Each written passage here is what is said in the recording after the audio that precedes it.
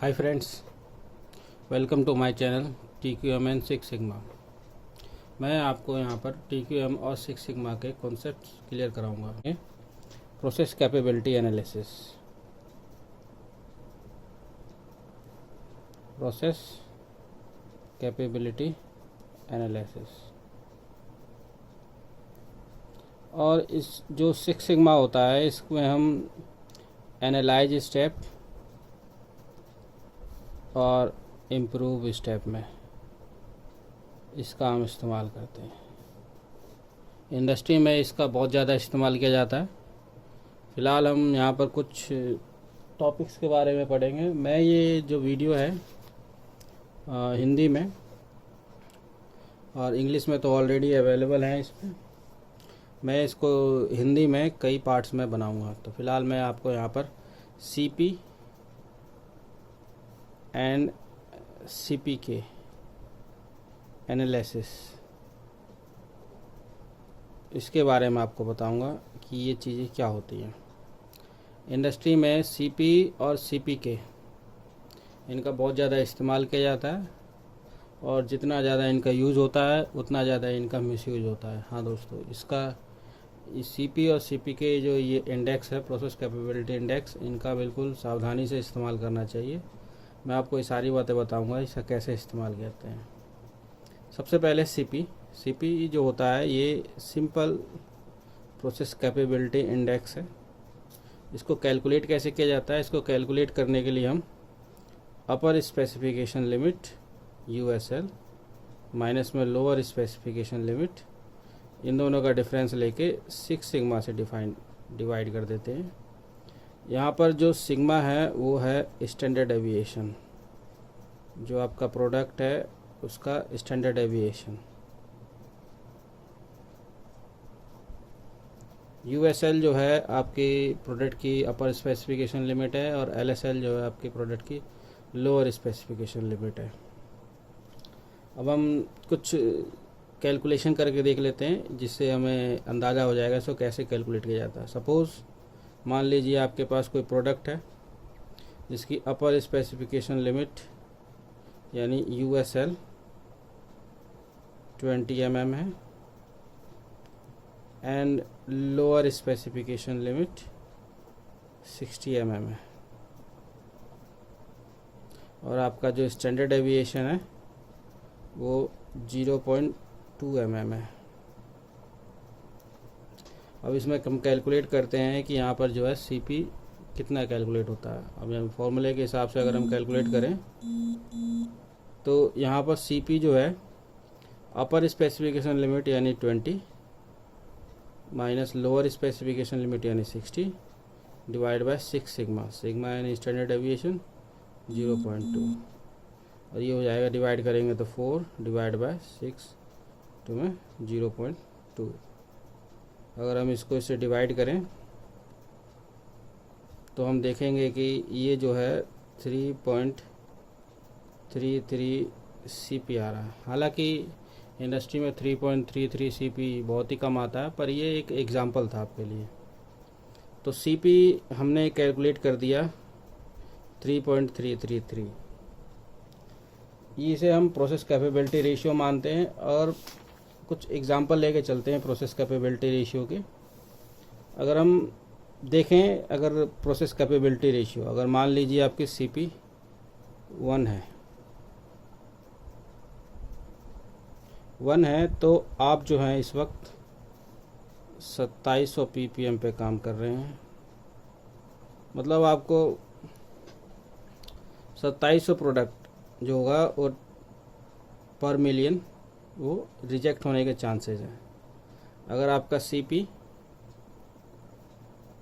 1.5 है तो आप जो है 7 ppm पे काम कर रहे हैं, यानी पर मिलियन आपका जो है वो ओनली 7 प्रोडक्ट ही रिजेक्ट होने के चांसेस हैं। अगर आपका CP 2 है तो आप 0.0018 ppm पे काम कर रहे हैं। अधिकतर इंडस्ट्री जो है इस टारगेट को अचीव करने की कोशिश करती है। इसका मतलब क्या है, मैं इसको भी समझाऊंगा आपको। अब सीपी हमने कैलकुलेट कर लिया प्रोसेस का। प्रोसेस सीपी कैलकुलेट करने से पहले हमें कुछ बातें ध्यान रखनी चाहिए। सबसे पहली बात ये है कि जब भी हम सीपी कैलकुलेट करेंगे तो process must be in control. Process जो होनी चाहिए वो बिल्कुल कंट्रोल में होनी चाहिए, स्टेबल होनी चाहिए। कई बार क्या होता है इंडस्ट्री में कॉमन प्रैक्टिस हो गई है कि प्रोसेस कंट्रोल में नहीं होती है और हम सीपी कैलकुलेट कर लेते हैं। इससे जो है हमें कोई इन्फॉर्मेशन नहीं मिलेगी, हमारे लिए टाइम वेस्ट है। तो सबसे पहले हमारी प्रोसेस जो होनी चाहिए वो कंट्रोल में होनी चाहिए। और प्रोसेस को हम कंट्रोल कैसे करते हैं, हम उसके लिए एक्स बार चार्ट या आर चार्ट बना के हम फिर ड्रॉ करते हैं और देखते हैं कि कोई पॉइंट्स अपर कंट्रोल लिमिट या लोअर कंट्रोल लिमिट के बाहर तो नहीं है।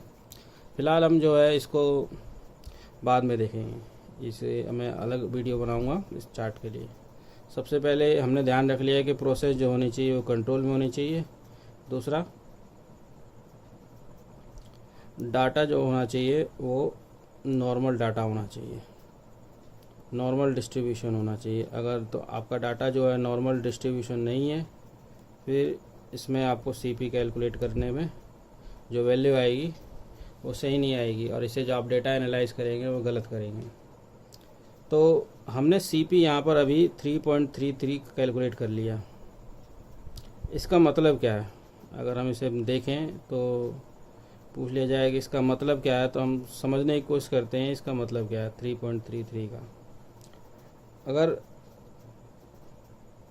सीपी मान लीजिए कि ये आपका लोअर स्पेसिफिकेशन लिमिट है और ये आपका अपर स्पेसिफिकेशन लिमिट है, इन दोनों के बीच में ही आपको प्रोडक्ट मैन्युफैक्चर करना है।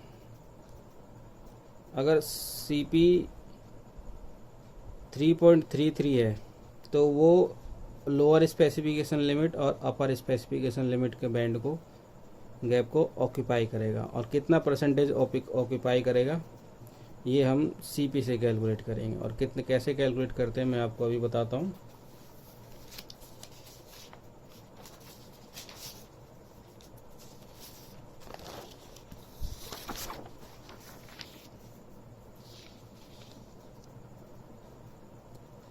तो सीपी पता करने के लिए, जैसे कि हमने देखा था कि हमारे पास जो सीपी था अभी वो 10/3 था।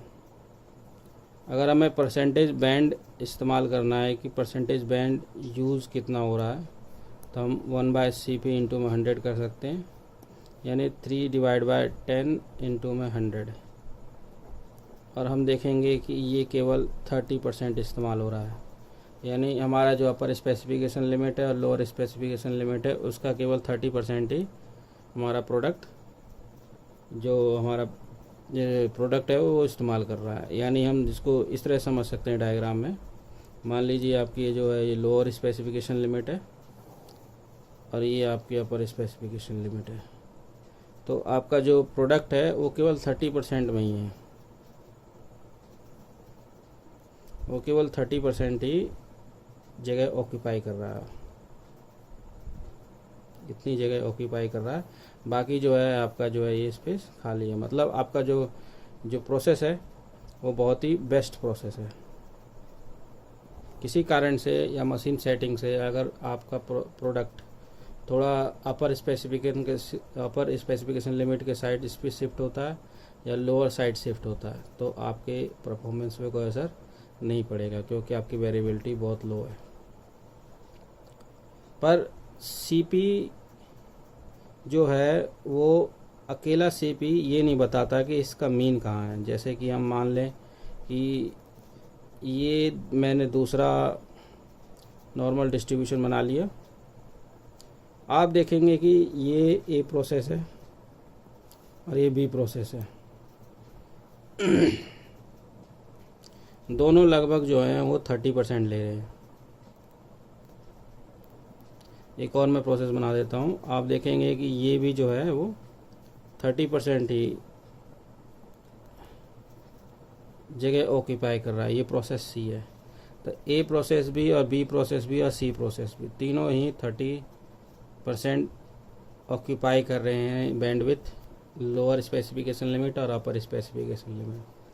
तो अकेला सीपी आपको जो है ये नहीं बता सकता कि आपकी मेन पोजीशन कहाँ पर है। तो alone CP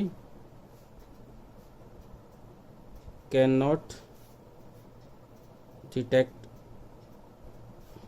position of mean. अकेला सीपी जो है मीन कैलकुलेट नहीं कर सकता है। तो हम इसके लिए हम सीपीके का इस्तेमाल करते हैं। अभी हम देखेंगे कि सीपीके क्या होता है। तो इसके लिए हम सीपीके एक प्रोसेस कैपेबिलिटी रेशियो है, इसका इस्तेमाल करते हैं। इसको हम निकालते कैसे हैं, इसका निकालने का फॉर्मूला होता है अपर स्पेसिफिकेशन लिमिट माइनस में मीन डिवाइड बाय 3 सिग्मा, और इसमें फिर mean minus lower specification limit divide by 3 sigma.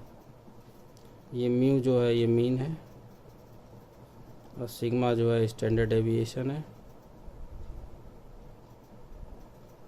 इन दोनों का हम मिनिमम जो होगा वो हम सीपीके के लिए हम यूज़ करेंगे। एक एग्जांपल ले लेते हैं हम सीपीके के लिए। मान लीजिए आपकी जो है अपर स्पेसिफिकेशन लिमिट वो 62 है और लोअर स्पेसिफिकेशन लिमिट वो 38 है, और आपका जो मीन है वो 53 mm है। ये सारे डायमेंशन जो mm में है, और आपका स्टैंडर्ड डेविएशन जो है वो 2 mm है। तो अगर हम इसे कैलकुलेट करेंगे सीपीके के फॉर्मूले के अनुसार, upper specification limit minus mu यानी मीन, तो 62 माइनस 53 डिवाइड बाय 3 सिग्मा यानी 3 इंटू में 2, और ये मीन हमारे पास 53 है। 53 minus lower specification limit 38 divide by 3 sigma यानी 3 इंटू में 2। अगर हम ये दोनों वैल्यू कैलकुलेट करेंगे तो यहाँ आएगा 1.5 और यहाँ आएगा 2.5। तो इन दोनों का जो मिनिमम है, मिनिमम यानी 1.5 हमारा सीपीके हो जाएगा। तो सीपी और सीपीके हमने कैलकुलेट कर लिया।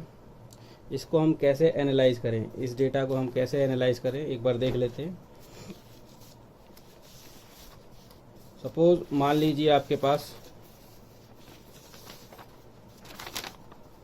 कोई प्रोसेस है जिसमें ये आपका लोअर स्पेसिफिकेशन लिमिट है और ये आपका अपर स्पेसिफिकेशन लिमिट है। अगर मैं यहाँ पर एक प्रोसेस ले लूँ जो सेंटर्ड है बिल्कुल,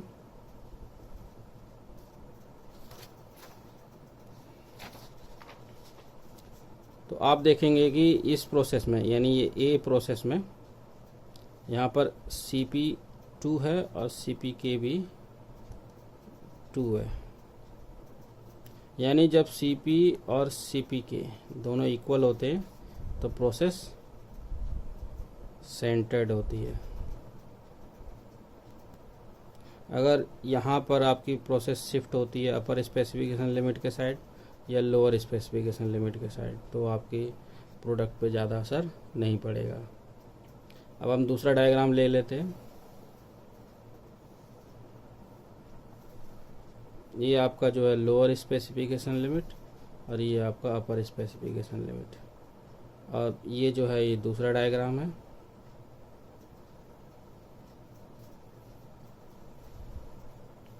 ये प्रोसेस बी है। अब बी प्रोसेस में आप देखेंगे कि यहाँ पर CP2 है लेकिन CPK 1.5 है।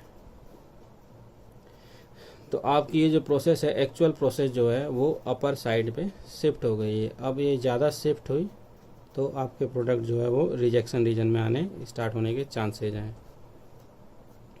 अगर हम तीसरा डायग्राम लेके चलते हैं, ये आपका लोअर स्पेसिफिकेशन लिमिट और ये अपर स्पेसिफिकेशन लिमिट। तो तीसरे डायग्राम में हम समझने की कोशिश करते हैं CP और CPK के बारे में।